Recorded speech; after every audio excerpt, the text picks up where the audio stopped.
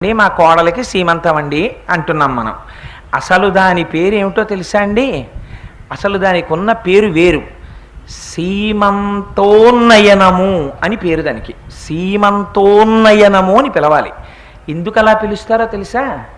సీమంతం అంటే అమంగళకరమైనటువంటి అనేక మంది 6వ నెల దాటుతుండగా గర్భిణీ స్త్రీ చుట్టూ చేరుతాయి. ఎలాగైనా ప్రమాదం తీసుకురావాలని.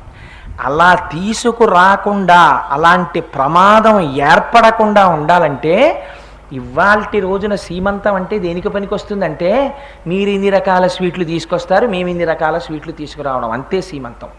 అది కాదు సీమంతం అంటే. సీమంతోన్నయనము అంటే ఆ రోజున భర్త వచ్చి ఆ స్త్రీ యొక్క జుట్టు 2 జడలుగా ఉన్నదాన్ని విప్పి పైకి ఎత్తి కడతాడు. కట్టే ముందు భర్త పాపట తీయాలి ఆ రోజున. ఆ భర్త పాప